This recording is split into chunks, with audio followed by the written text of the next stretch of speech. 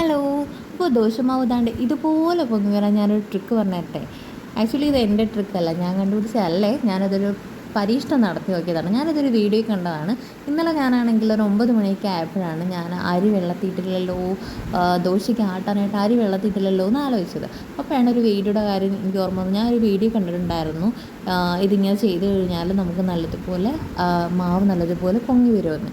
അപ്പോൾ ഞാൻ വിചാരിച്ചു എന്തായാലും ട്രൈ ചെയ്ത് നോക്കാം. വീഡിയോ എടുത്തു കഴിഞ്ഞാൽ സക്സസ് ആവുകയാണെങ്കിൽ അത് ഇടാമെന്ന് വിചാരിച്ചു.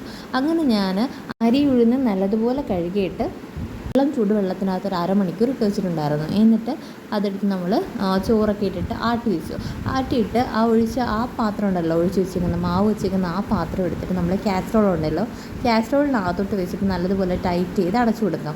ഇപ്പോൾ കാസ്ട്രോളിനകത്ത് ഇരിക്കാത്ത വലിയ പാത്രമാണ്, നമുക്ക് തോനെ ക്വാണ്ടിറ്റിയാണ് മാവുള്ളത് എന്നുണ്ടെങ്കിൽ നമുക്ക് റൈസ് കുക്കർ യൂസ് ചെയ്യാം കേട്ടോ. അങ്ങനെ റൈസ് കുക്കർ ഇതുപോലെ ടൈറ്റ് ചെയ്ത് അടച്ചു വെച്ചേക്കുക. രാവിലെ ആകുമ്പോഴത്തേക്കും എടുത്ത് നോക്കുമ്പോൾ ഞാൻ റിസൾട്ടിന് വേണ്ടി ഭയങ്കര എക്സൈറ്റഡ് ആയിരുന്നു കേട്ടോ. എന്താണ്ട് സത്യം പറഞ്ഞാൽ ഞാൻ ഞെട്ടിപ്പോയി. സൂപ്പറായിട്ട് പൊങ്ങിയിട്ടുണ്ടായിരുന്നു. ഞാൻ ആട്ടിൽ നിന്ന് വെച്ചാൽ പോലും ഇങ്ങനെ വരത്തില്ല. പ്രത്യേകിച്ച് എൻ്റെ ദോശയ്ക്ക് തന്നെ പ്രത്യേക വേറൊരു ടേസ്റ്റാണ് കേട്ടോ.